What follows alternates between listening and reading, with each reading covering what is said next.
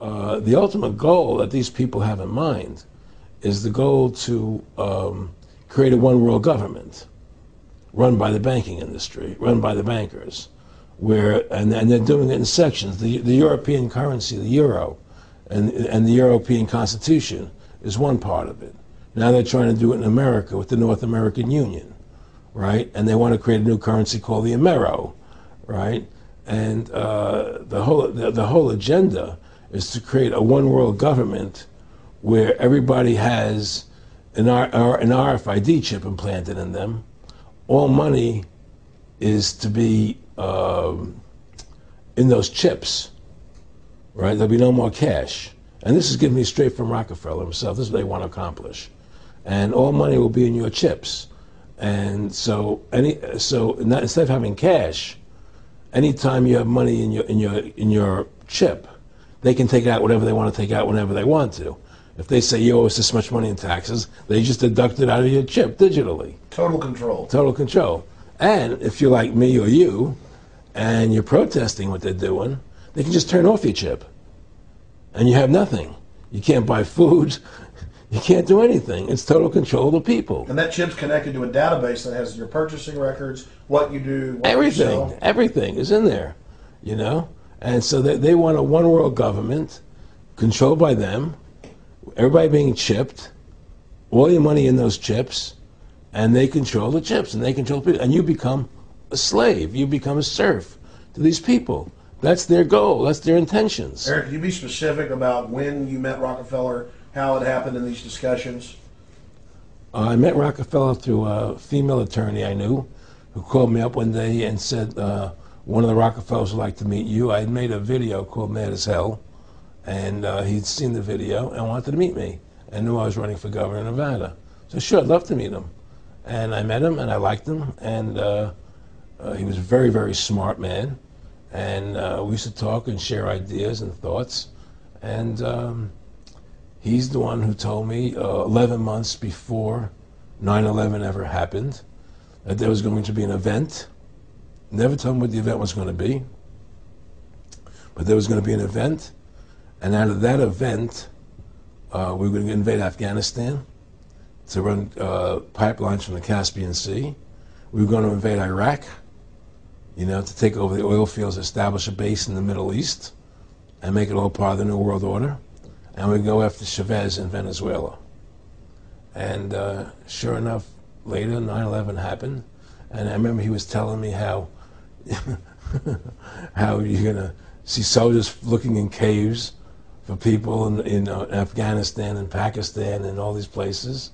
And there's going to be this war on terror, which is no real enemy. And the whole thing is a giant hoax, you know, but it's a way for the government to take over the American people. He told you it was going to be a hoax. Oh, yeah. Oh, yeah. There's no question. He says, there's going to be war on terror. And he's just laughing. There's no... Who are we fighting? I mean, why do you think 9/11 happened and then nothing's happened since then? Do you think that our security is so great here that these people who pulled off 9/11, who were able to, can't knock down another plane? Come on, it's ridiculous. 9/11 was done by people in our own government and our own banking system to perpetuate the fear of the American people into subordinating themselves to anything the government wants them to do. That's what it's about, and to create this war, this endless war on terror. And that's why and that was the first lie. And the next lie was going into Iraq, you know, to get Saddam Hussein out with his weapons of mass destruction. That was the next lie. Now, specifically, this was a little over 6 years ago?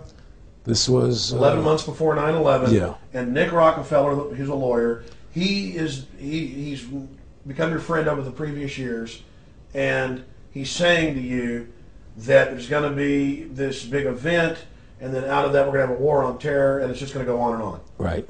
An endless war on terror without any real enemy. That you can never, so you can never define a winner. And did he say that it's going to be perfect because you can't define an enemy? It just goes on and on? Yeah, because you can't define a winner. There's no one to beat, so it goes on and on forever. And they can do whatever they want. They scare the hell out of the American public. Look, this whole war on terror is a fraud.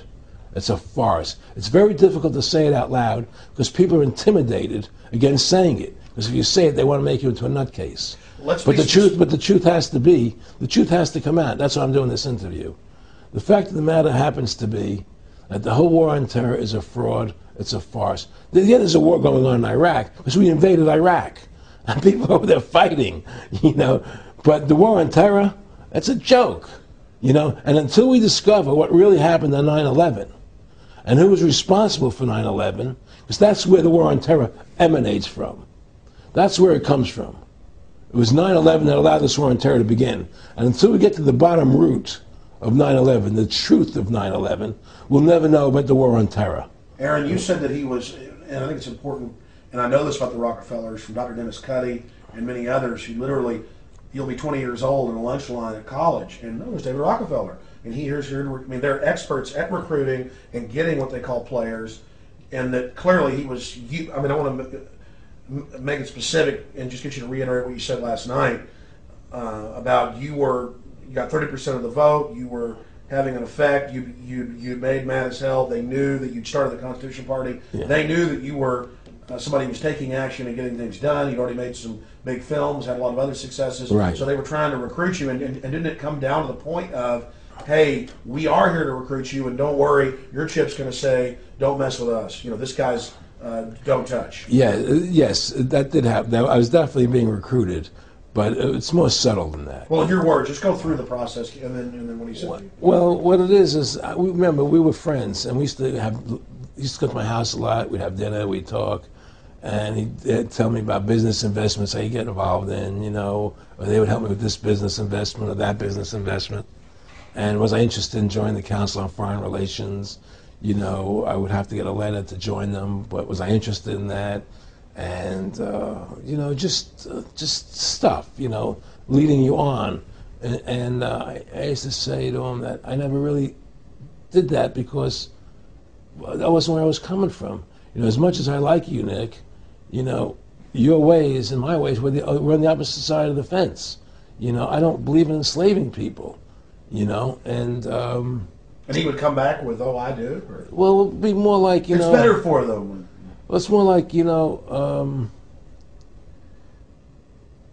how do I put it? It was like, what do you care about them? What do you care about those people? What difference does it make to you? Take care of your own life. Do the best you can for you and your family.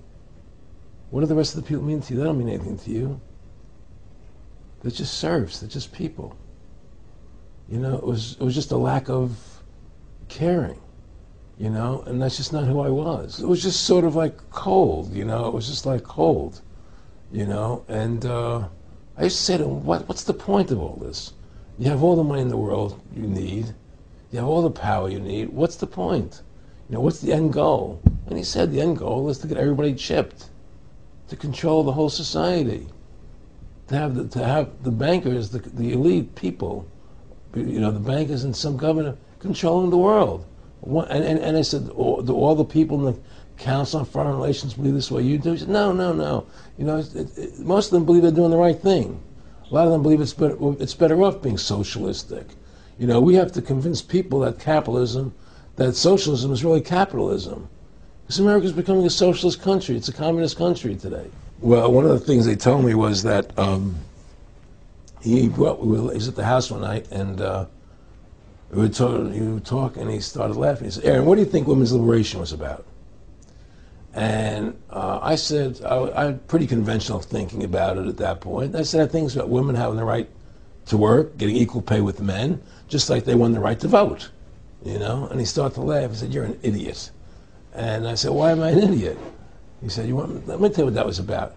We, the Rockefellers, funded that. We funded Women's Lib, And we're the ones who got all over the newspapers and television, the Rockefeller Foundation.